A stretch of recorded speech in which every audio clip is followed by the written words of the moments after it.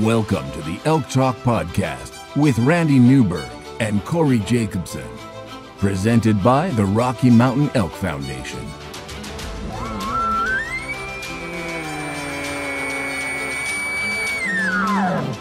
The goal is, what little you and I know about elk hunting, we share with people. I've got an elk building. It's like 120 yards away. What do I do? First off, the thought would never cross my mind when an elk's being 120 yards away to call anybody on a cell phone. All elk? All the time? Only elk? Only elk. Well, it's us having conversations, so we usually go down some rabbit holes, but if you hunt with Corey Jacobson, you will find the landscape is full of rabbit holes. We're just going to make this up as we go. And you look at it like, oh, that's a target-rich environment. But if you're trying to single one out, a solo target there is much easier to go into than a big group. We record everything, so there's no BSing, no lying, no faking it with us. Did we hit the record button? I forgot to hit the record button. If you want to know something about elk hunting, this probably isn't the podcast to listen to. Should we give them a list of all the other podcasts where they might learn something?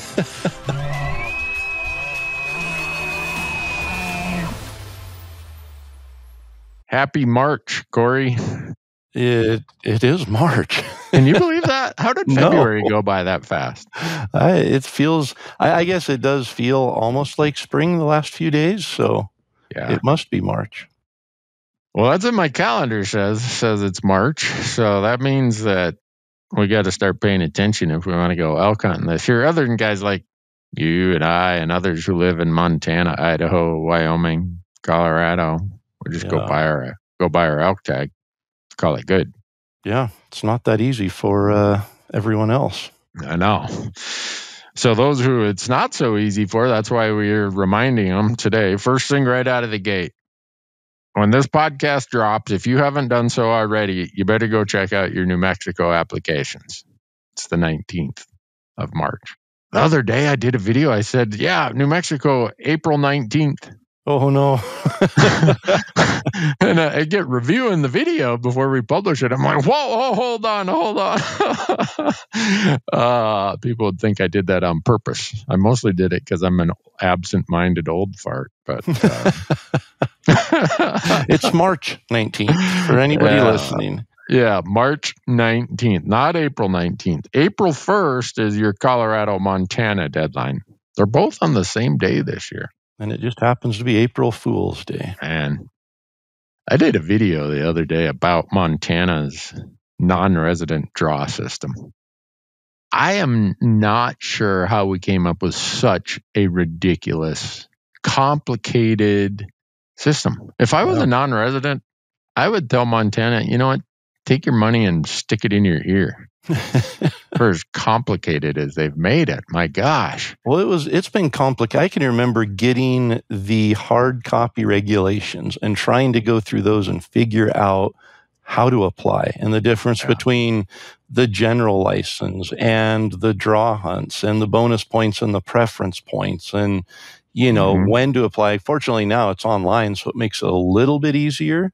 Right. But then they went and threw wrenches in it. I had 6 preference points for a general license. And it's just like, I don't need near that many, but I'm going to just, when I'm ready to draw, and I'll be guaranteed to draw, and I'm willing to pay the $50 a year to get it. Right. Well, they went and changed it, and they didn't just knock me down to 3 and say 3 is the maximum you can have, so we're going to just leave you at 3. I had 6, and they knocked me to 0. Yeah. So then I said, well, I'll get a point, and I won't build it up to 3 again because that's the max you can get. And 1 point, I'll just wait. And then when I'm ready to apply, I'll apply with that. Well, then you find out 1 point gives you less odds of drawing than 0 points, which makes no sense. So now I'm sitting there thinking, I want to hunt Montana this fall. And now I'm panicking because I only have 1 point and it's probably not going to get me a tag. Yep. So that I call it the 1 point sandwich, but I think it's a poop sandwich. And, if you look at an Oreo cookie, the stuff in the middle is you kind of pop the chocolate off and you eat the white stuff in the middle right away because it's the place to be. But if you look at that cookie in Montana, the people from 1 to 1.99 points, they're the poor folks in that middle, and that is not where you want to be. Yeah.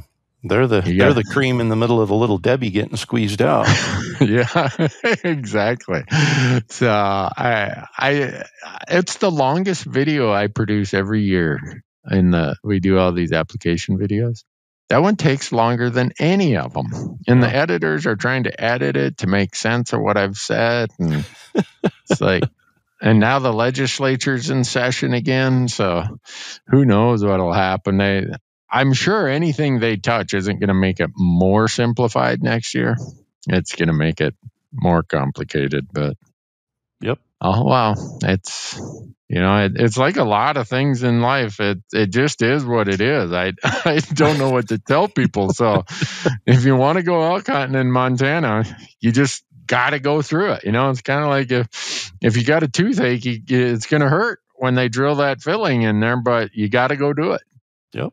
You got to experience pain to be able to experience the pain. Yeah.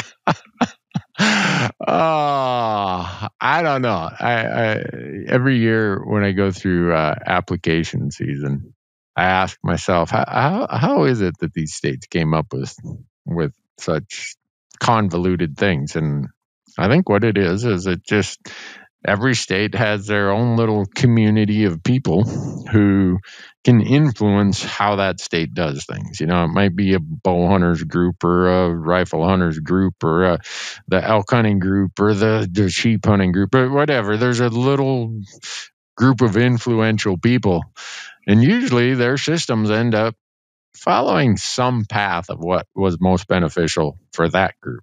And in Montana, it's not by accident that if you're an outfitted client, you get to buy 2 points, so you skip over the 1 point sandwich.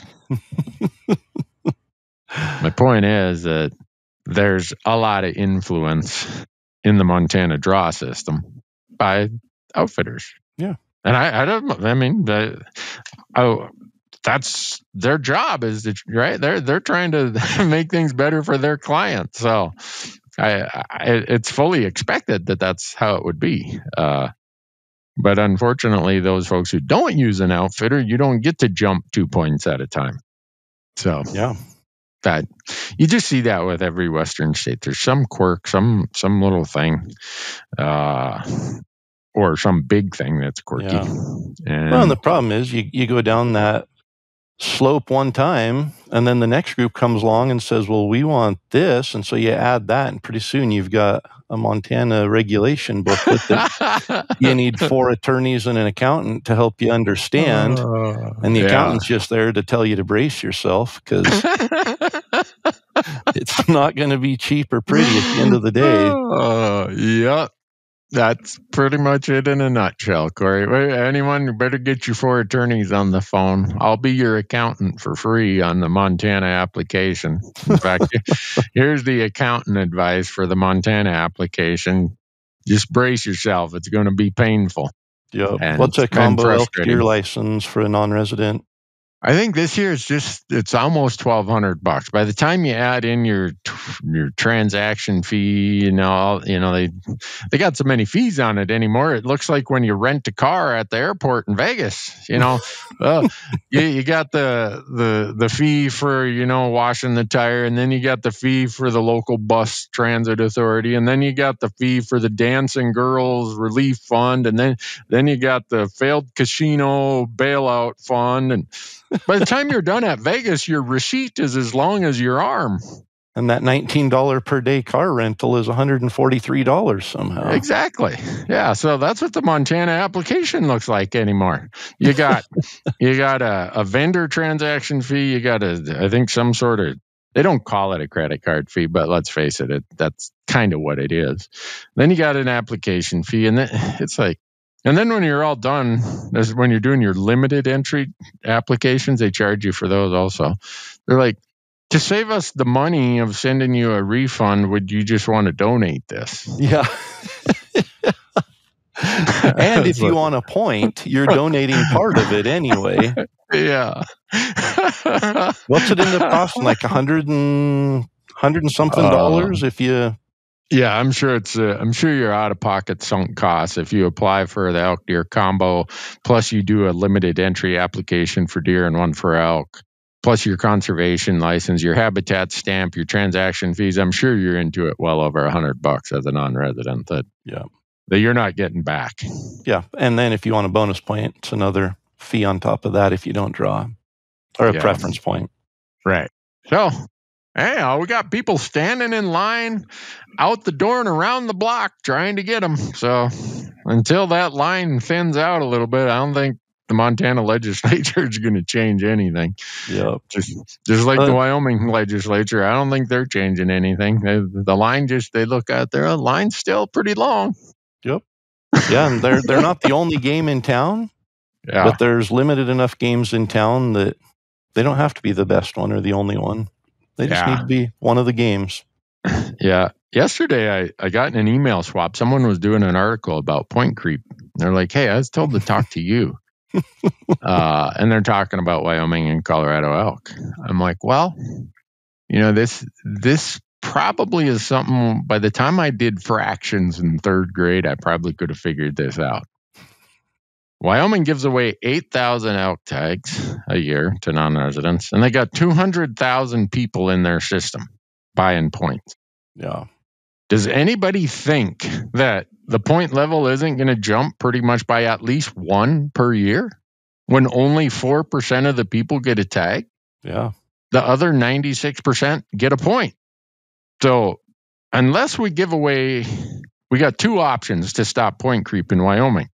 They give away 200,000 non-resident tags, or Wyoming says, you know what, only 8,000 of you non-residents are going to be in our system. We're getting rid of the other 96% of you guys and gals.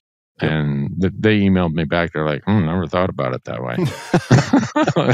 Well, it just is how it is. And Wyoming's making a ton of money, right? Take 200,000 times $50 a point. That'll get you the last year, it was 8,000 people got a tag, so only 195,000 got to buy a point of the 203,000. Only 195,000 got to buy a point. Times $50 a piece. Which we need to start a racket like that, Corey. We've talked about it forever. I know. And we've asked the audience to tell us, hey, let us in on what would be the best way to do that. And so far, no one's come up with the idea. Maybe they're all keeping it for themselves. I certainly would if I had the idea. Yeah. So anyhow, folks, sorry it's application season and this is what we're focused on. But it's better than last time when did you listen to the end of that podcast last time? Did I listen to it? No, I don't. Once we recorded, I don't go back and listen to it. You lived it. Well, I listened to it before we publish it to make sure I didn't say something really stupid. In the last 10 to 12 minutes, I'm thinking to myself, how did I get this far out in I think I might have set the record for how far I got us out in the weeds last time, Corey. That is a tall record to try to set. Oh, my apologies for that. But, oh well, that's how it goes. All kinds of news things popping up. Yeah. Wyoming found a couple more cases of CWD in one of the feed grounds. It was the feed ground where Marcus hunted near there last year, and I hunted near there with my niece this year. So I think they've found 4 of them with CWD in that feed ground. And everyone gets into these, that's a conspiracy theory, CWD is just, it's kind of like the COVID that, people are making a lot of money on it. So they got to keep making it into a bigger issue. And so as quick as you say CWD, everyone just gets up in arms, and it's real. I mean, it's there. I have no idea what the solution is. And you talk to most of the scientists and biologists, they're like, you know what? We're still learning so much about it that we'd love to tell you we have the solution and all the answers, but we don't. We know a few things about it. So, but like a lot of things, when someone doesn't have every answer and can't answer every question, all of a sudden it becomes such a blown up hot topic that it's really hard to have a sane discussion about it. Yeah. So I don't know what Wyoming's going to do with their feed grounds. I don't have a better solution. You take away their winter range, you take away their migration corridors, because humans build cities and roads and everything else. What are you supposed to do with these elk? Say, well, you're on your own. Yeah, hell of a deal, pal. You guys are going to disappear. Don't know what to tell you. I'm not on board with that. Yeah. So I don't know. Yeah, but then going in and killing a bunch of them to cull out the percentages that you hope have CWD or to do more testing doesn't seem like a real viable option either. And yeah, I was on a call with a bunch of folks from DC this week. Was that by choice? Well, no, I was going to say, every listener should have to sit in 2 or 3 hours of calls in DC every week.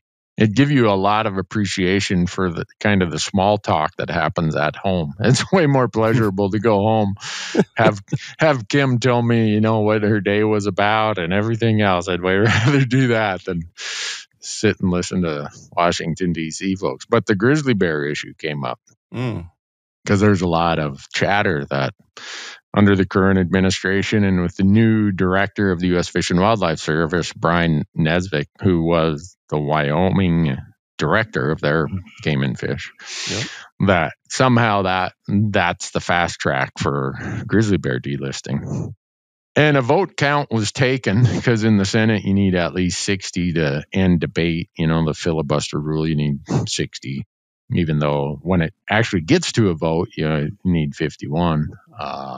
But there's not 60 votes there to get congressional delisting of grizzly bears. There's not the 60 votes there to actually get it through the debate process to an actual vote. So, how did wolves get through? Because I can't imagine that they had 60 votes for wolves either back then, but they still got delisted.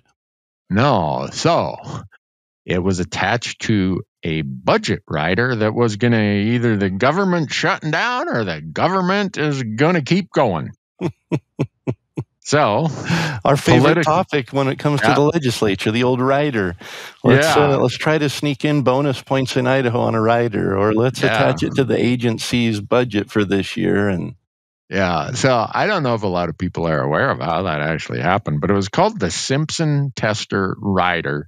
Mike Simpson, representative from your state of Idaho, John Tester, a senator from my state of Montana. They got together and said, you know what, we're tired of all this court stuff. And these wolves were reintroduced under Section 10J of the Endangered Species Act that makes them non-essential and experimental, and therefore Congress has no problem delisting them. And other than the politics of wolves, right? So Senator Tester was in the midst of coming up for re-election, and President Obama really didn't want the government to shut down again because he was going to come up for re-election the next year. So your representative, Mike Simpson, reaches out and says, hey, John, I don't know if he called him Senator Tester or called him John, but, you've been working on this delisting thing for a long time, and I've been working on it for a long time. What do you say we attach a rider to this spending bill that'll keep the government open? And we'll even say that this piece of law, this portion of the law, is not subject to judicial review. They got together and they called all the hunting groups like, hey, we've been working on this. You guys there with us or not? We're like, you tell us when, man. Get them off the list. Yeah, we'll light up the phones, man. We want this. We've never wanted a congressional spending resolution to pass as bad as we want this one to pass. So it delisted wolves in Montana, Idaho, Wyoming, parts of eastern Washington, parts of eastern Oregon, I think Utah. Yeah, most of any place where wolves in the Rockies might have went, it congressionally delisted the gray wolf there. Gotcha. And that's when the political planets aligned right there. All of a sudden, you had two Democrats who got fried over this. They did. I mean, there were a lot of people who are like, just let the government shut down. Just don't congressionally delist wolves. I'm pretty sure this was in April of 2011, or maybe it was 12. It was somewhere in there. And anyhow, the screaming and yelling and gnashing of teeth here in Bozeman, where all the environmental litigators have an office down on Main Street. Oh my gosh! You would have swore Y2K. Remember what Y2K? They said the world was going to end because all the computers were going to shut down because they didn't have the 4-digit year. It made the Y2K look like just a blip compared to the whining and belly aching in the drive-by litigator world. That's how we ended up with congressional delisting of the gray wolves. Bringing that back to grizzlies, they weren't reintroduced. Right, exactly. So they can't be classified as non-essential experimental under 10J. Yeah. So it's just a lot of people want to make that parallel, but it's not the same. And that's the same thing that gums up the works with trying to congressionally delist wolves in the upper Midwest of Minnesota, Wisconsin, and Michigan. But I know there's a lot of people working on that, and I think there's greater hope for that than there is for delisting grizzly bears. Yep.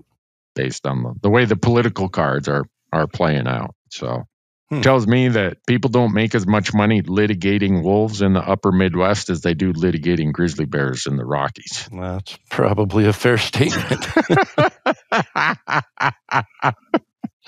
But I have my weekly to bi-weekly check-ins in DC. I got to go back there the first week of April. I'm really dreading it. You got an excuse I can come up with where I don't have to go. I was hoping my wife would bail me out by saying, hey, look, we're going fishing. You aren't going to DC. Well, unfortunately, you're not a shed hunter, so I can't help you out there.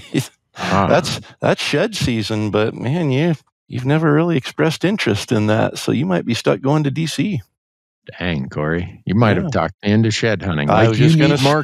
You don't need, all you shed hunters, you don't need any more competition. That is true. Or any more regulation, but. Yeah. So the reason I'm going back there. Is it for your appointment to the Doge committee? Pretty sure I'm not getting appointed to the Doge committee. Oh, yeah. But there's. So a lot of how nerded out we want to get on public land access. Oh, I think on that topic we can nerd out. So in 1964, Congress passed a bill called the Land and Water Conservation Fund. And it said, we're going to pass this bill and it's going to have a 50-year sunset provision. We're going to take all these not all, but a bunch of offshore oil and gas royalties. And since we're depleting one asset out offshore, the oil and gas asset, we're going to replace it and we're going to use that money to reinvest in public lands. Through half of it it's got to be by state and it's allocated by population. The other half goes to purchases for the BLM, the Forest Service, U.S. Fish and Wildlife Service, National Park Service, to purchase in holdings and other things that improve access to the public. So that chugs along for 50 years. 2014, it sunsets, and every year we get in the fight in Congress. Hey, renew this, renew this, renew this. It turns into a fight. Well, 2020, again, the political planets align. Montana Senator Steve Daines tells President Trump, it'd really help me if we would finally solve this LWCF thing. My people, that's what they want. So we ended up with what was called the Great American Outdoor Act, which permanently authorized and fully funded the Land and Water Conservation Fund. So how that money's used, $900 million of offshore royalties, which is actually a drop in the bucket of what the total royalties are. Yeah. Come into this account, and it's earmarked that it has to be spent on these kind of projects I just explained. Half to the states for bike trails or whatever, and then half for acquisitions. So everyone's all excited, right? We're jumping up and down. Finally, after all these years of debate, this is fully funded, and now we're going to be able to get back in the game of creating more access. And how a transaction usually works. Let's use the Elk Foundation, right? They've done a ton of these. Elk Foundation goes and fronts all this money, spends a few years working with a landowner who wants to sell an in-holding or a parcel that controls a bunch of public access. So RMEF goes and strikes the deal, fronts the money, gets the whole buy-sell ready, and then says, hey, Congress, we've got this project. And there's a group that ranks all the projects. And some of them, if to whatever the balance of the fund is, can be funded if Congress says so.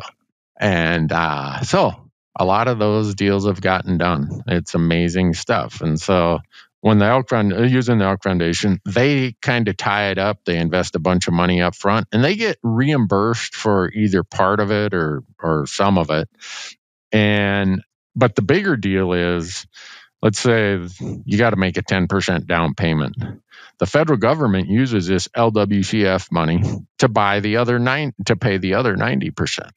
So at closing, when the transaction completes, that land becomes Forest Service land or Bureau of Land Management land or whatever, and it creates public access. That's in a nutshell how it works. There's appraisals. There's a lot more to it than that. They take anywhere from 2 to 5 years to put together one of these projects.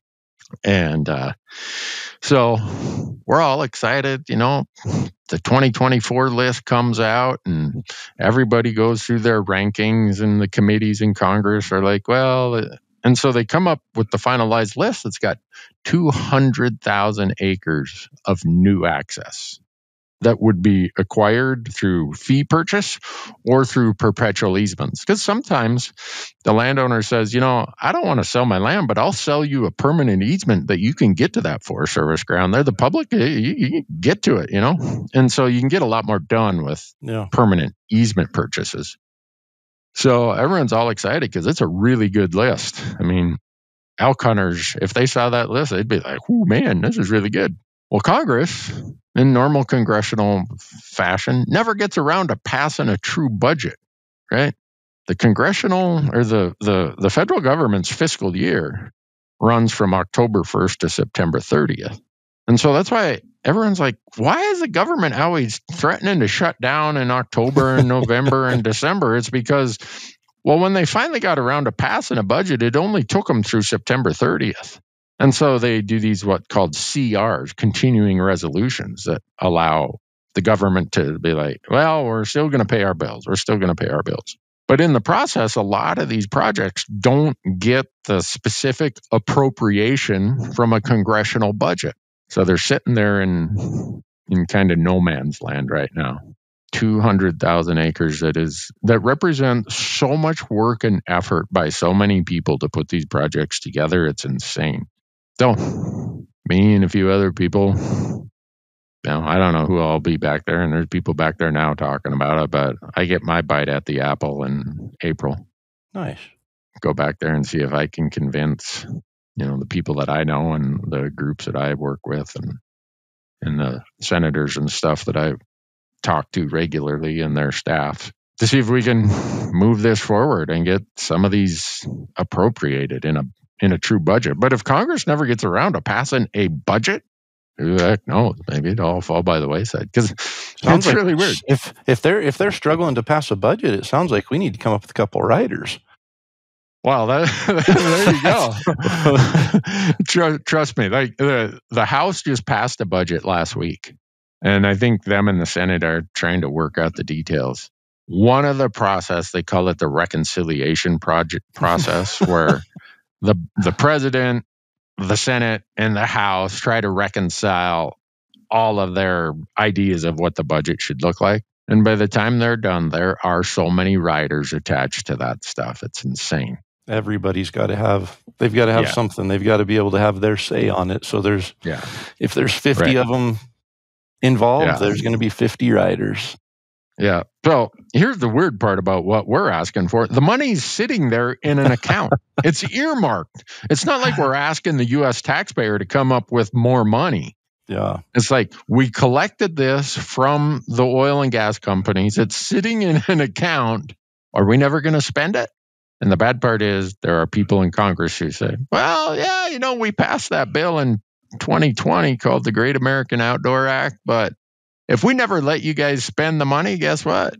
You're never going to get any more new public access, because there are a lot of people who run on a platform called no net gain. In other words, no net gain of public land. And which is crazy. Yeah. And I think, from their standpoint, they have interests in private land. So they're protecting that the same as we have interest in public land. We don't want to lose any public land. So, I mean, from their standpoint, I can see their argument. But from the standpoint of the importance of public land and the value of public land, that's not something I would ever fight for. No, so the private land protection. You and I aren't here to be advocates for those folks who want to protect the private landowner. No. We don't want. I mean, we respect private land, the Fifth Amendment, private property, all that. But when it comes to these congressional appropriations, we're here to represent the interest of what's beneficial to the public land hunter. Yep.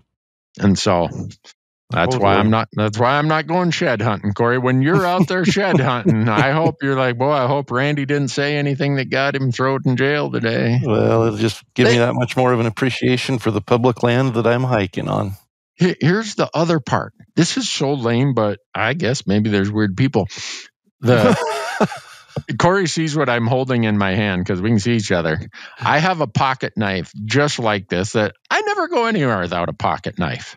Well, one thing I found out, you can't get into Congress. You can't get into the Senate building if you got a pocket knife. Uh-oh. No. Did you lose yours? I lost mine. Oh, man. They're like, well, we're sorry, sir. If you can go hide it in the bushes out there, or you can throw it in the bucket here with all the other stuff that's not allowed. I just tossed it in the bucket.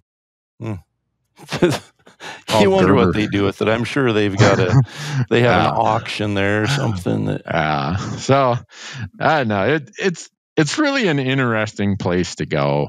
It gives you such a my perspective of how law was made and how priorities were settled used to be a lot different than what it is. Man. You go there enough times and you're like, and you realize how these committees work and how a senator or a congressperson, they have their own staff. And then the committees they serve on, the committees have a staff. And there are some people who are there every day. They're called lobbyists. And they're whining and dining and golfing and, whatever with all these people. And then I show up once every 2 years or once a year, look like I just fell off the hay seed truck or something.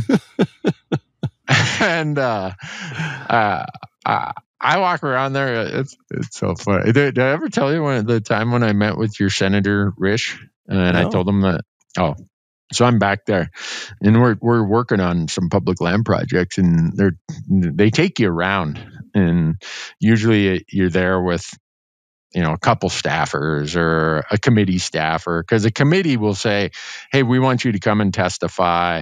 So this staffer will, take you to this committee member who's on the, say, House Natural Resources or Senate Energy and Natural Resources. So I'm going around and they're like, well, we're going to go see Senator Risch. He sits on the Senate Energy and Natural Resource Committee. Okay, cool. Idaho guy. Yeah, that sounds good. And they give you these points like, don't leave the script, right? Don't go out in the weeds. So they give you that advice? Everyone's laughing saying, this is the guy you're telling to stay on script. So don't go out in the weeds. We can't get the guy to come out of the weeds.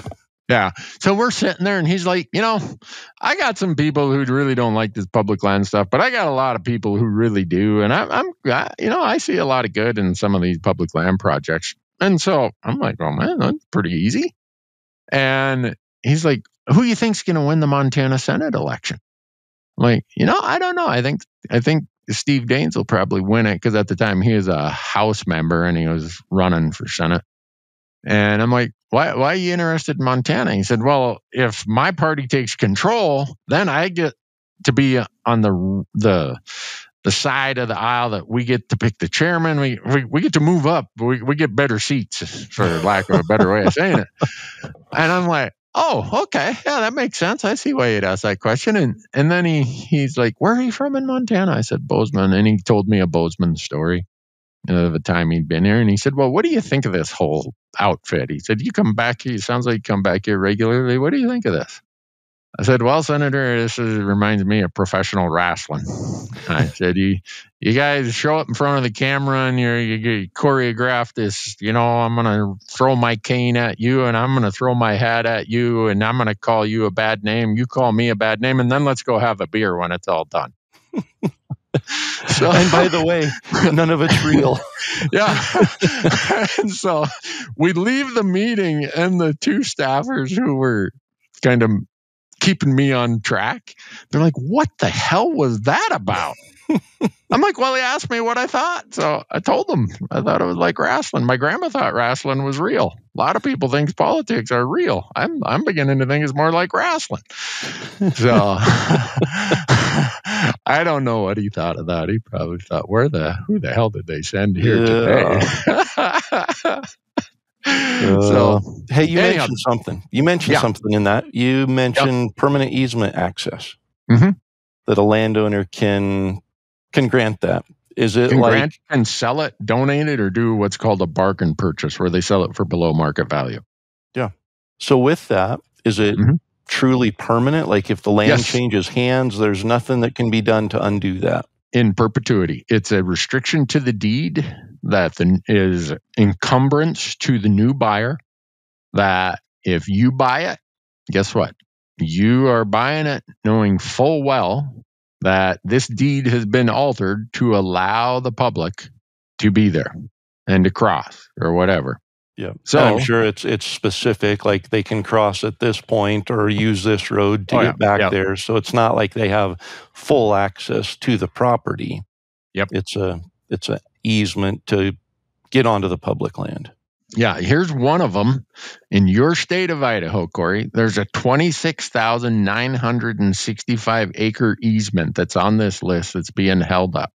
So it's called the Spirit of Mount Spokane multi-year, multi-state conservation easement that will protect 40,869 acres of high priority forest lands while securing public access to a recreational gem that serves as the backyard playground for the Coeur d'Alene, Idaho, and Spokane, Washington area. So it's an easement. So they're going to purchase a conservation easement, and it will include access. So interesting. That's cool. Similar to a conservation easement, other than the fact that conservation easement is the land itself not being able to be developed. That's correct. It's not an access easement necessarily, right? But it restricts the uses of it. So does it decrease value of the land to have a? It does. Oh yeah, absolutely. I mean, if you had two identical ranches and one of them had an easement where the public could walk across it to get to the Forest Service land, that one's going to sell for a lower price than the one 10 miles away, same size, same everything, but doesn't allow public access. Yeah, it surely devalues. So a landowner who participates in a permanent easement access or a land trust conservation agreement, they should be applauded for doing that. Absolutely. At the expense of losing value of their land. They're doing it to provide a benefit to the public. Right. So this easement, like every easement, every purchase under the federal guidelines, whether it's the BLM or the Forest Service, has to have appraisals. So it can be out of balance to the benefit of the public, but it can never be out of balance to the benefit of the private landowner, or it doesn't make the list. Yeah. So some private landowners will actually make a donation to whatever nonprofit group helped put this together. And so very seldom do the private landowners get full value out of it. So they're doing it because they believe in the value of public land access. So phase 1 permanently secures free public access across 26,965 acres for hunting, hiking, biking, bird watching, berry picking, and numerous other outdoor activities. So for $5 million in phase 1, we're talking access to almost 27,000 acres. So they're giving access to the land? Yep. Not just the public land that's behind it. They're giving access to that private land as well. Yeah. Wow. So there's no way you're going to go and buy 27,000 acres for $5 million. So this is one of those cases where, and the landowner, to get these values closer, they might say, look, we're going to give the public access to every piece of public land. And there's maybe a couple pieces of private we aren't going to give access to. Otherwise, the transaction's so far out of balance against us. But the 26,965 acres, they have a methodology of how the Forest Service and BLM calculate that. Yeah. It's got to be true access acres. So that's just one of probably 40 projects here that Congress is, it's sitting there and it's hung up. And, I can't imagine how many years of work have went into putting together just this one easement that I used as the Idaho example. Yeah. Having been involved in some of these, I would bet that this project probably is 4 years worth of work by a local, maybe a land trust, some of the nonprofit groups, whether it's the Elk Foundation, Trust for Public Lands, Nature Conservancy. So, and it's not like these projects stay around forever. There's usually a timeline on them that says, if you don't do this and get this done by whatever date, I'm selling it on the open market. So that happened here in Montana. The Crazy Mountains, we just got done with a big argument, and the Forest Service decided to go forward with this land exchange called the East Crazy Mountain Land Exchange. Well, the Crazy Mountains are some amazing hunting habitat. But there used to be some railroad fingers that went up in there. So what happened? The checkerboard, right? Back in the railroad land grants, the Crazies are a huge checkerboard because every little drainage to get the timber out of the head of the drainage, they put a railroad in there, and the railroad companies are like, hey, Congress, we put a little 2-track railroad up there. You better give us all this land. So if you look at a map of the Crazies, it's a lot of checkerboard, except on the north half and the west half. Why? Because in 1990, this Land and Water Conservation Fund, the Forest Service, put together a project with a family that owned most of that checkerboard and consolidated all that. And then in 1994, they worked on the same thing for the rest of the Crazies. It would have made the Crazies 100% public land. Wow. But when the election of 1994 happened, a new Congress came in. And that Congress said, no, we're going to cut that, come back with it the next year, and we'll see if it's worth funding the next year. Well, the family's like, you know what? We got better things to do than to worry about Congress. So they went and sold it. So these opportunities, the reason why this is so critical to get this passed is a lot of these families and companies and landowners were told, when Congress passes their budget this fall, this will be included and we'll close the transaction. Well, after a while, you get kind of tired of being jerked around and taken on for a ride. So that's one of the way the anti-public land crowd succeeds in killing these transactions, is if they delay long enough, maybe a fourth of them will have a deadline on them that's already expired. So they'll just drop off the list because the landowner said, hey, you didn't get this done by January 1st of 2025. We're out of here.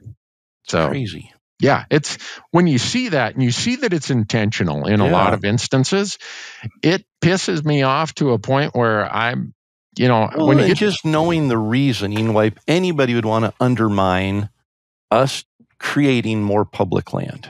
Yeah. And it's not like they have necessarily a hand in the pot there. Right. But they just do not want to see the public get more access. Yep. So that's part of my, if you want to call that a conspiracy theory, that there are a lot of people in Congress who just want to frustrate us to the point where we just give up. Yeah. I'm not giving up.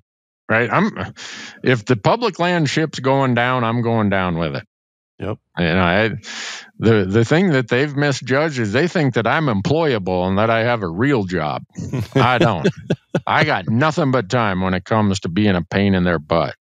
But the other thing you learn is you don't make progress by going there and screaming and yelling at somebody. Yeah. Right? You got to be professional. You got to be informed.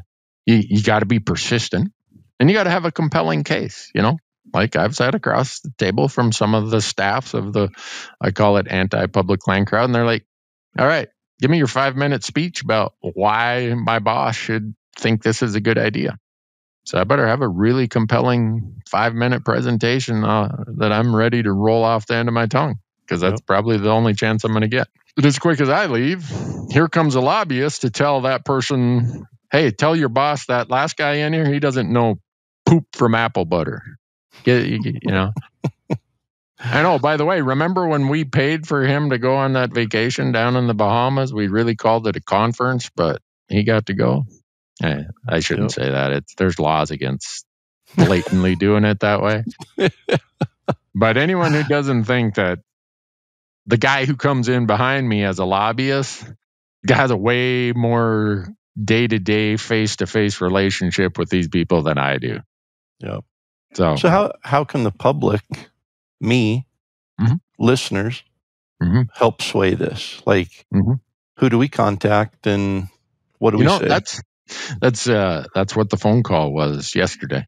Trying to come up with what is the strategic way to get this off the, get this out of the quagmire of arguing about other things. Other than a few fringe operators, everyone's on board with this. The money's already there. What's the strategy? So, can I answer that question in about a month when that strategy is really there? I'll tell you what the basics of it are going to be. I'm going to give everybody a phone number or an email address to say, here is your senator. Yeah. Contact them, and here's the specific issue. That's really what it's going to come down to. Yep. No, that's and I think that's important because you are a wealth of knowledge. Like there is no doubt. You rattle off dates and acts and treaties and things that that none of us know. Yeah. And you know that. But then I think for us, the thing is, we don't know how to act. Like we don't know what to do, what action we can take. Yep. And so just knowing, hey, contact your senator, tell them about this specifically, that you are in support of this, and here's why. That's something we can all do, and we'd better do. We've got to be more involved. So I think having someone like you that is on the, if you would say inside without being on the inside, you know what's going to be effective. And to be able to pass that to us, hopefully we've got, our 7 listeners are willing to make that phone call, and we can sway the outcome. But I think it's so important anymore. It used to be, well, we can't do anything about it anyways. It's, the 2 guys in the room arguing about what rider they're going to attach to what bill and everything. But I've seen enough now to know that it doesn't even have to be a massive flood of communication. Just an overwhelming amount at the right time, directed the right way, can be enough for them to say, I don't want this fight. I'm stepping back from this. And so I think that's going to be important. And I would think that myself and those listening would get a lot of value out of knowing what to do and when to do it. So when it's the time, let us know. Yeah, I will do that. One of the good things about how the new process is working under the Great American Outdoors Act is you end up with more projects from other places. Like here's one from Michigan, 73,000 acres. Maine, total of about 6,000 acres. Montana, looks like about 8,000 acres. Another one for 25,000 acres. And so the part of the idea is if you can get enough projects spread across the country that are really important to people and you put them all together, it's harder for people in Congress to say, well, that doesn't affect my state. Why would I vote for that? No, you're from Maine, you're from Washington, you're from Oregon, you're from Montana, you're from Illinois. There's Illinois, Michigan, Minnesota. A lot of Midwest states have some stuff in there. Because it used to be, if you just did a little project or a small bundle of them and they're geographically concentrated, the centers are like, yeah, what's in it for me? That doesn't affect me. My people don't come out to Wyoming and hunt. So there's a lot of strategy that goes into this that, again, some really smart people are working on this, and they just ask me to show up and talk about professional wrestling or something, or,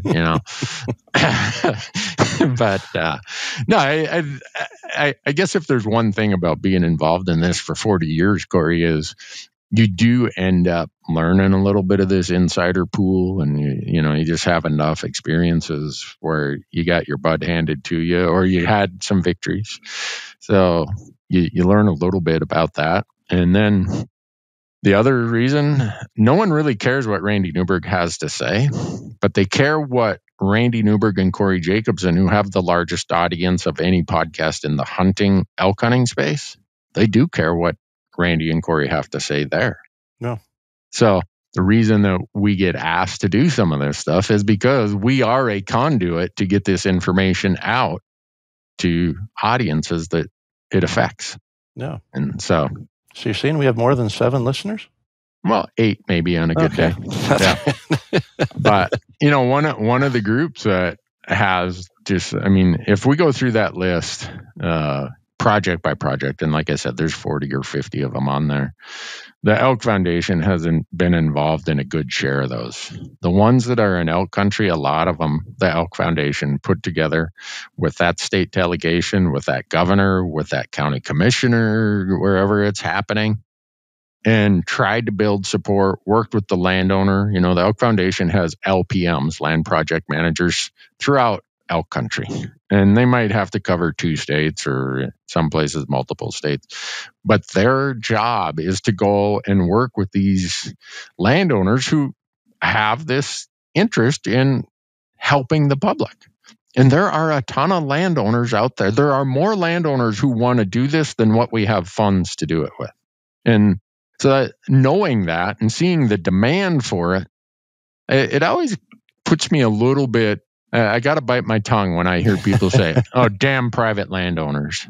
I don't buy into that. I never will, because I see how many of these landowners are really waiting longer. Okay, I'll give you an extension. Yeah, Congress is dragging their feet. I've seen some landowners do 3 and 4 year extensions waiting for Congress to get their act together. And there's not a single one of these landowners that have to do this. But we have more of them who want to do it than what we have money to do. So next time someone feels like, lumping all landowners together, I would caution you not to do that, because they're as diverse as any group of people out there. And a lot of them are doing really, really good things for access and wildlife. So that's awesome. Yeah.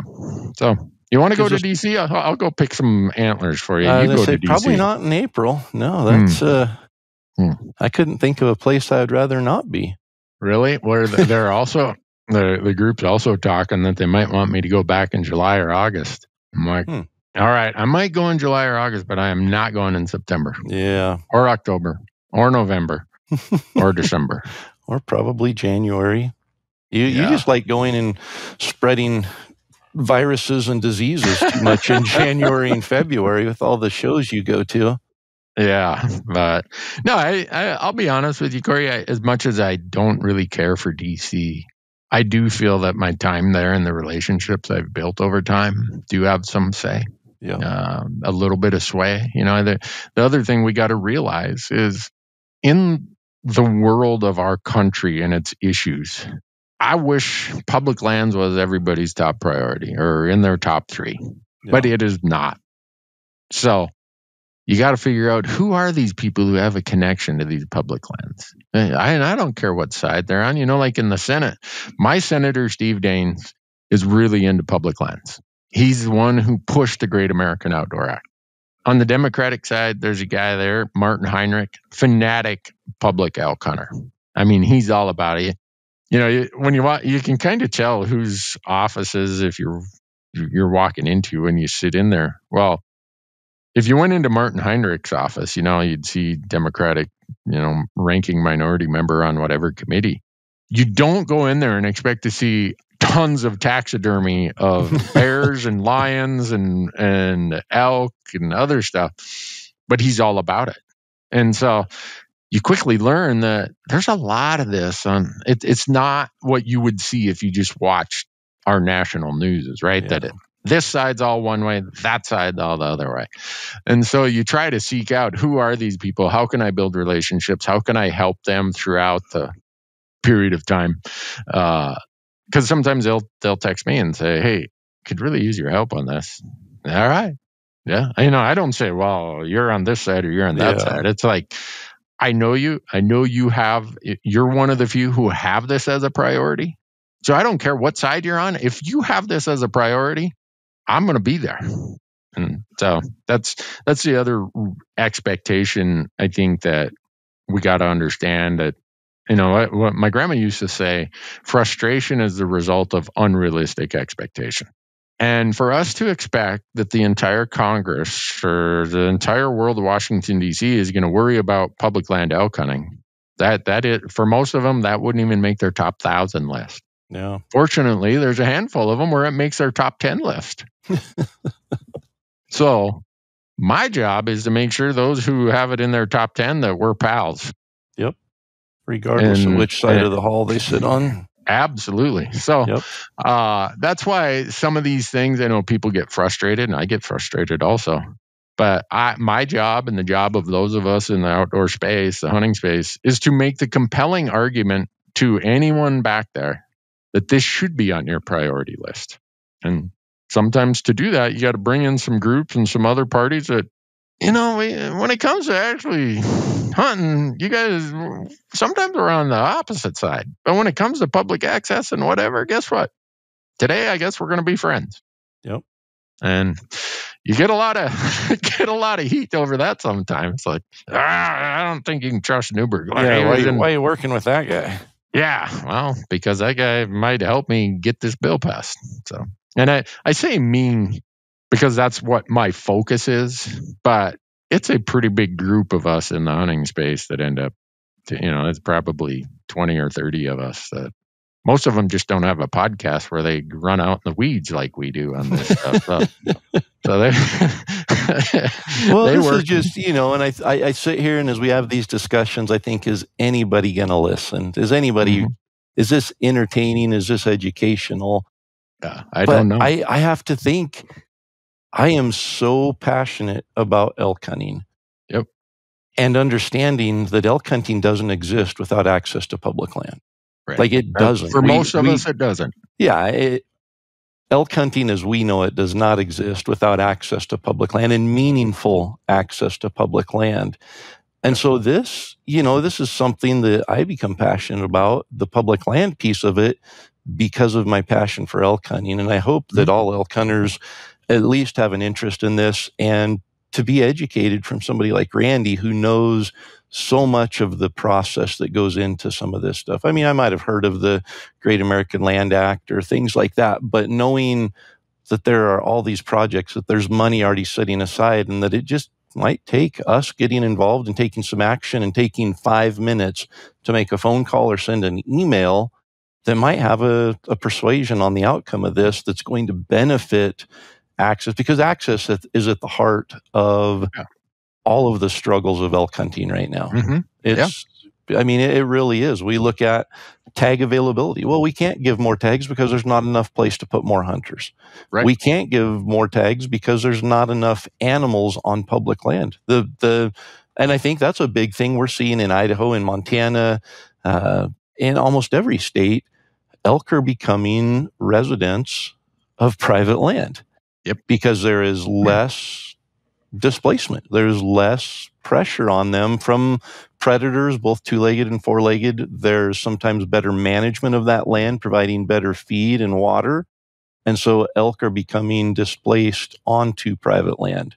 Yeah. And the public land access, expanding that, is probably one of the biggest and most important pieces to be able to build a bigger pie, because the reality is you can throw more elk onto the public land, but they're going to go to the private land and then they're going to become a nuisance there.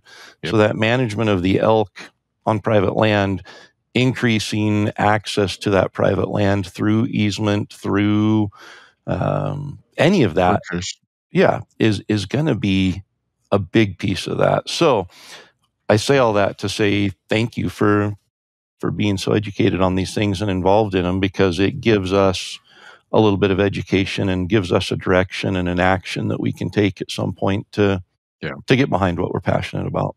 Yeah, and I'm happy to do that, Corey. And if there's a group that does not toot their horn enough, it's the Elk Foundation, because the Elk Foundation is putting together a ton of these projects, and they aren't all going to make the list, but they don't give up on them. They're like, all right, how do we make this a better project? How do we make this a better project? And we'll submit it to next year's list. And I can say this with zero hesitation. There is no group that is doing more for public access using LWCF, Land and Water Conservation Fund, than the Rocky Mountain Elk Foundation. Not there is, and this is not a diss to any of the other groups out there, but I think it's partly because no group is more dependent upon access than elk hunters. And so the Elk Foundation is, if I had their list of projects they're working on, it'd probably be longer than this one that got approved from all across the country. Totally. So the other thing to think about in this is we talk about the quality of the experience and the crowding. So what's on this list is 200,000 acres. Well, what if each of those gets us access to 4 other acres that are currently inaccessible? So if we're serious about the quality of the experience and, the things like, crowding as being one of the measurements of the quality of the experience, we got to get into this access stuff, whether it's consolidation because there's an in-holding that blocks access, or it's new access itself. That's what these projects get scored and graded on. So, I did not intend for this. I thought we were going to talk about elk hunting. Well, like I said, in a roundabout way, we did. And these are important issues that, as an elk hunter, I think we need to be aware of, and we need to be actively aware of, like taking action on those. And so, we've got to find the balance here to entertain our 8 listeners now. It's, to find the education side, the advocacy side, the conservation side, in addition to the excitement of elk hunting and the tactics and strategies and storytelling side. But I think right now, especially with legislatures in session and a lot of these decisions being made, I think it's important to talk about. Yeah. Well, if people want to be entertained, they should just go over to Mountain Tough and watch me show up and work out over there every day at lunch. You still going there? I try whenever I'm in town, because I have, their app has all these workouts that you can do, they're on your phone. Mm-hmm. And whenever I travel, I don't know what it is. I must somehow intuitively book a hotel room that has the crappiest gym, or whatever you want to call it. They call them workout facility, or spa, they call it. Well, you're definitely going to the wrong place if they're calling it a spa.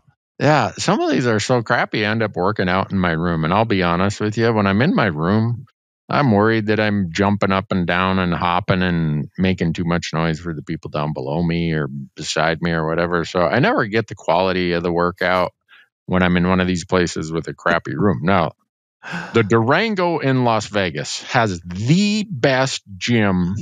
It's like world class. Really? I'm surprised that people don't go and stay at the Durango just so they can use their gym the next morning. So there's some of them. Now that I'm really into this, when I'm on the road, I'm kind of sorting out in each place I travel to, where are the places that have a really good gym and I can get the full on, everything I need out of Mountain Tough. I never in my life would have thought I'd hear Randy Newberg saying that he's picking his hotels based on the gym that they have. The free breakfast, yes. The snacks at the check-in counter, the free parking, the non-glass shower doors, things like that I could see. But Randy Newberg picking hotels based on the gym. We would have turned a corner. Huh? Yeah. I think maybe Mountain Tough has an opportunity here where they could get an affiliate fee to say, when you're on the road, book with this hotel or this hotel or this hotel, because it actually has a gym that's worth going to. They're friendly to our workout app. Yeah. So, but no, to answer your question, I try to do it every day. Sometimes I fall off the wagon. I got too busy that day like everybody else does. But yesterday I went over there and they're like, "How you doing, Randy?" I'm like, "You know what? I just got off a call in DC for a few hours. I need to come and just clear my head." So I don't even know how I'm doing right now, but I know after I work out for an hour, I'll be doing better. Works every time. It's so amazing. I work out in the mornings first thing. And it is so hard. Every morning I have to convince myself, just do it. It's gonna be worth it when you're done. Right now it's so hard, but I've done it for, gosh, I don't know, 3 years now, almost every single day.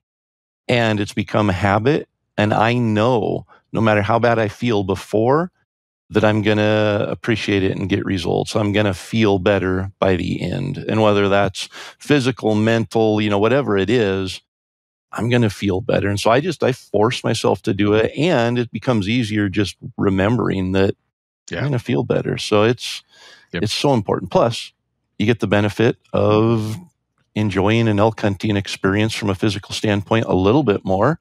Yeah. It doesn't make it easy, but it makes it easier. Yep. Well, one of our readers or listeners, I guess not readers, you can't read a podcast. Tell that I haven't had enough coffee this morning. One of our listeners said something about, well, if you were really committed to everyone's health, you'd have Mountain Tough give us all a discount.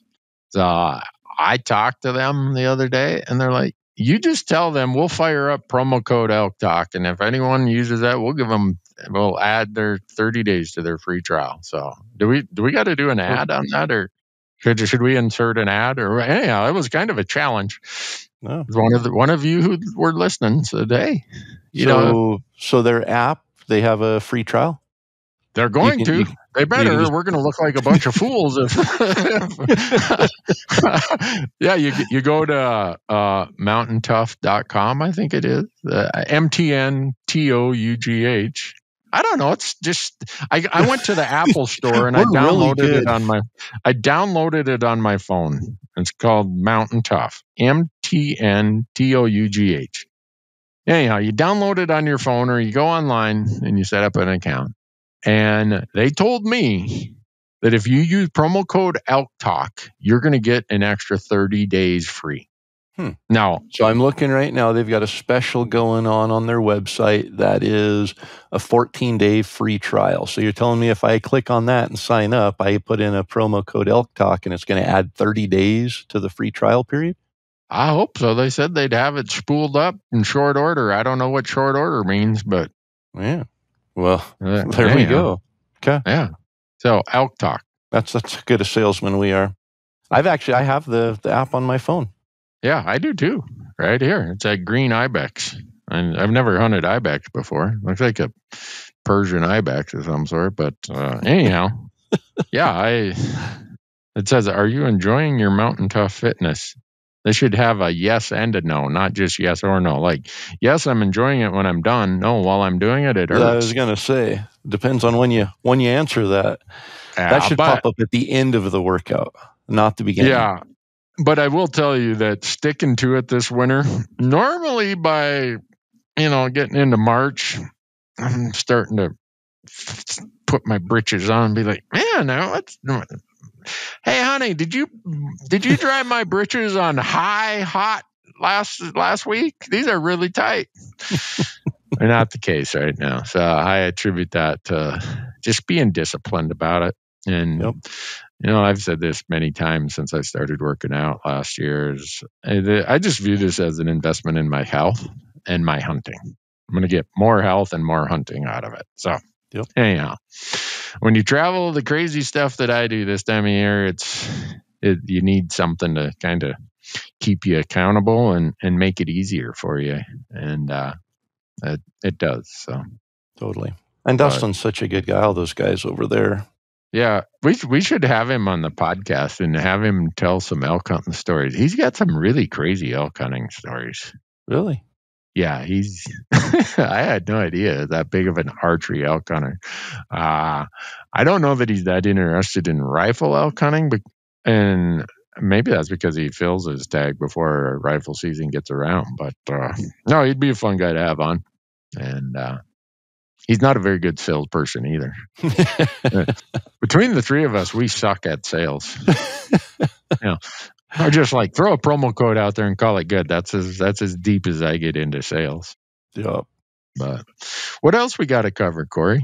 Anything? Man, I've got a lot of questions about mule deer, but I don't think this is the right podcast. So no, I'm gonna have to find somebody to help me out because I've got 19 points in Colorado that I'm gonna spend this year on mule deer. But I'm struggling. My research is showing or kind of indicating that mule deer in Colorado aren't doing as good as they used to do, and so. No, they're not, but they're doing better than everywhere else. If I was you, I'd go get a hold of Brady or Trail out at Go Hunt. They'd help you out.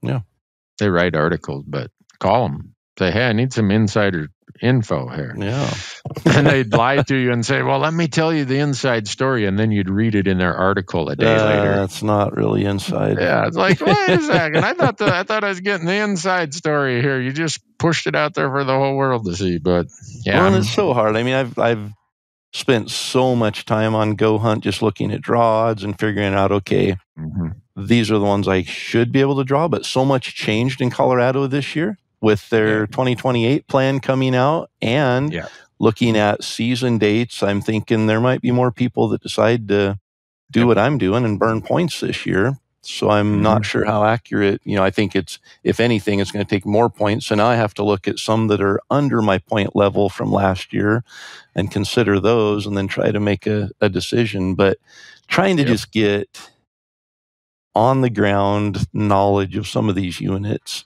because when you wait 20 years to draw a tag, you want to have an experience. And for me, it's not about a no. I don't need to shoot a 200-inch buck. I'm not looking for a score or anything. But I haven't shot a big mule deer since 2001.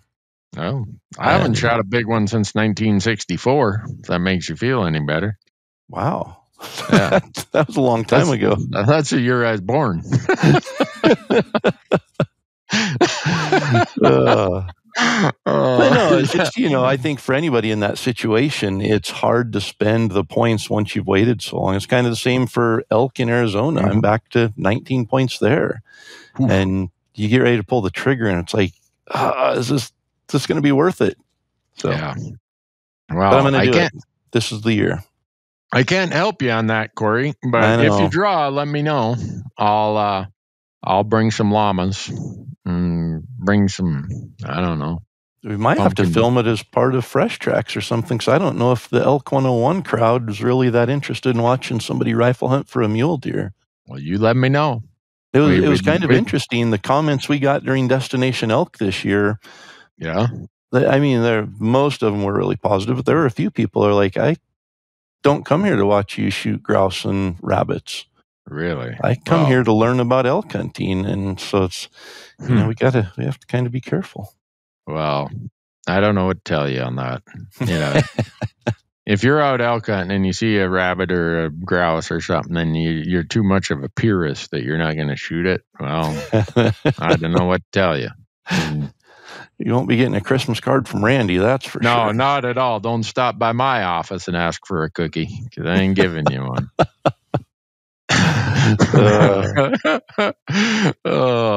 Well, I don't know, Corey. If the audience, I'm just worried. Here today we spent half hour talking about what some people would call politics. I call it policy because it's really not left or right or whatever. Last week we talked about, I can't even remember, me blowing up train bridges as a kid and all kinds of goofy stuff. What? Isn't that the one? Oh, maybe that was my podcast that I talked about blowing up. I don't think we talked about that. Oh, I must have that confused with my Hunt Talk Radio podcast. Yeah, someday we'll have to talk about that in private. I think the statute of limitations has expired. You better hope so now. Yeah. Can you imagine today if you had 4 kids, 10, 9, 8, and 7, walking downtown with a 1-quart paint can full of gunpowder and a 3-foot wick that they cut the starter cord off a chainsaw to put together. And if you said, "Hey boys, where are you going?" "Oh, we're going to go blow up the train bridge." Anyone who talked to them in the last 30 days would be in jail. Yeah. So Parents would be in prison. Yeah. So if you think your kids aren't influenced by what they see on TV, no. So just a little sidebar to this: if you grew up in Big Falls, Minnesota, everything you watched on TV was about 2 years late because it had to come through Winnipeg. So we never got to see anything new on TV if we did have a TV. Well, there was a Clint Eastwood movie. I think it was The Good, the Bad, and the Ugly that had a scene where they blew up a train bridge. And then along comes Robert Redford and Paul Newman in Butch Cassidy and the Sundance Kid. This is like in the 74, 72, somewhere in there. And they blow up a train car because there's a safe in it. And as kids, we're like, man, if you blew up the train bridge where it crosses the Big Fork River here just upstream, you'd be the hero of town. So we spent a year trying to figure out how to build the bomb that would blow up the train bridge. We thought we were going to be Butch and Sundance. And so anyhow, we pulled it off, but the train bridge didn't collapse. So you want to hear a little bit of trivia history on The Good, the Bad, the Ugly? Sure. So the bridge that was blown up in The Good, the Bad, the Ugly was in over the Rio Grande. And it said, on the first occasion, an Italian camera operator signaled he was ready to shoot, which was misconstrued by an army captain as a similar sounding Spanish word meaning start. So they blew it up before they were ready. No one was injured in the resulting explosion, but the army had to rebuild the bridge while other shots were filmed. I didn't know that. Yeah. But anyhow, if you were a kid in 1972 and 73, your dad thought Clint Eastwood was just, as cool of just a bad dude. And all the women were in love with him. You're like, man, if I could be like that feller, man, I'd have the world. And then along comes Robert Redford and Paul Newman. And again, they're just, every guy at the coffee shop is dressing like Paul Newman now or trying to comb his hair like Robert Redford. And all the women are talking about these two guys. You're like, they must really be cool. We better get that train bridge blown up pretty quick here if we're going to make a name for ourselves. So that's what we tried to do. We had an assembly line. My grandpa was working on the North Slope on the Alaska pipeline. And my grandpa was a big waterfowl hunter. He bought waterfowl loads by the case. Well, he's not around. He's up welding, building pipelines. So we get an assembly line going. I'm the youngest. My mom's youngest brother, Jimmer, is a year older than me. My cousin Robin was another year older. And then my mom's second youngest brother, Boog, he's kind of the conspiracy. He's leading the team. What's his name? Boog. Well, it's David, but we call him Boog. And Jim was Jimmer.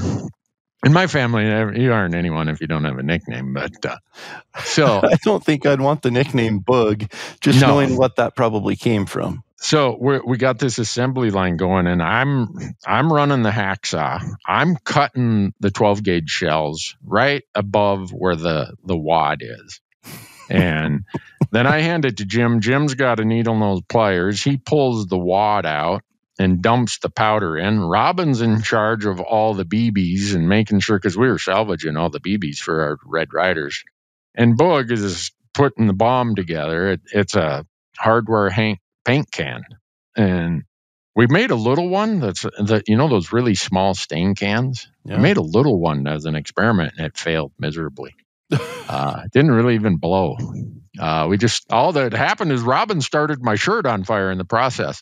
But so we went and asked around town, why would a little can full of gunpowder not explode? They're like, well, you got to have this type of ignition and whatever. So we're like, we need to put some firecrackers and an M80 in there. And once those blow, then the entire thing will blow.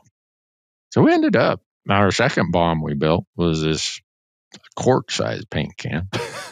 And no, so now on top of it, we put these black cat fireworks with an M80, and we got this fuse. My grandpa's, when he left town to go work on the pipeline, he had a machine shop where he fixed logging equipment and sold stuff. Well, his crew ran it while he was up in Alaska. So we ran over there and peeled off about 30 inches of starter rope, dunked it in off bug dope. You used to be able to get off bug dope in a glass bottle. It wasn't spray on. And that stuff is hyper flammable. That's how Robin started my shirt on fire. And we're like, well, we can't go home and your mom will ask what happened to your shirt. So I threw my shirt away and she still asked what happened to your shirt. I know, I lost it. I lied to her. It had burn holes all over it. Anyhow, so we dunked it in all of this off bug dope. And then we took some gunpowder and kind of rubbed it on this starter rope and punched a hole in the top of the paint can, tied a knot in the starter rope, threaded it through there. So that's how it worked. And then we got in a fist fight over who was going to get to light the fuse. My cousin Robin won, and we go down there Sunday morning, and we right where the concrete abutment comes to where the tracks are. Boog, the engineering mind of it all, he's like, put her right there, and boy. So I just laid over. It's like this really steep. It's like 50 feet of steep grade. So I'm laying over on the other side, and Robin breaks out his Zippo lighter. My uncle's coming back from Vietnam, bought all of us Zippo lighters, man. You were really somebody if you had a Zippo. And so he lights that thing and he comes running and he dives over the bank. And I'm thinking, well, nothing's going to happen. All of a sudden, go boom. I mean, it was a big noise. And there's gravel and dust and dirt dropping down around us. And I'm laying there and I'm thinking, well, we should hear a splash any minute when it falls into the river. Don't hear no splash. Finally, Boog, he gets up and he walks over there, and he has quite the colorful language, even as a 10-year-old, and complete failure. All it did was blow a little scour hole underneath the track. Didn't warp the track, didn't nothing. All that work for nothing. Well, Hank Cody, who he was the county sheriff, he lived right across the river from where we were at. We did this on Sunday morning because we knew all the old loggers would be hung over and still sleeping in. And so we thought we could get by with getting in trouble. And we're walking back along the river through the campground, and here comes Hank. Hank had his leg shot off in World War II, so you could outrun him pretty easy.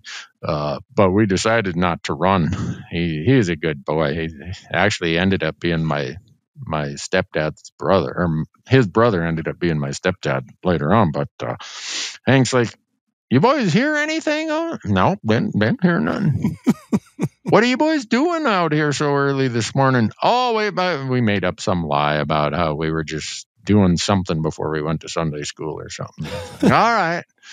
Well, we start walking back to our house. It's about a mile. And pretty soon, all the community guys who we thought would be hung over, they're driving down to see what the big noise was there. We lied. We never told anyone until we were about 25 that was us trying to blow up the train bridge. I'm sorry, girl. How did we get... I don't know, but it was entertaining. As I'm listening to you tell the story, I'm thinking Randy could write books like Patrick McManus. Well, this one is a story in my books. No. I've got this book drafted. I've got so many of these old stories. Yeah, I've just never got around to publishing it or doing anything with it. You need to do something with all your free time. Yeah, I know. Like, I got so much of it. But anyhow, that's I can't remember how we got on that story, though. I'm trying to... we'll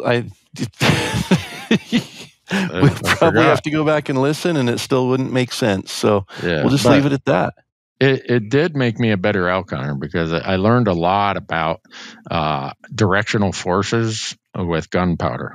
And interesting. At a very young age, you learn how a cartridge works versus a paint can.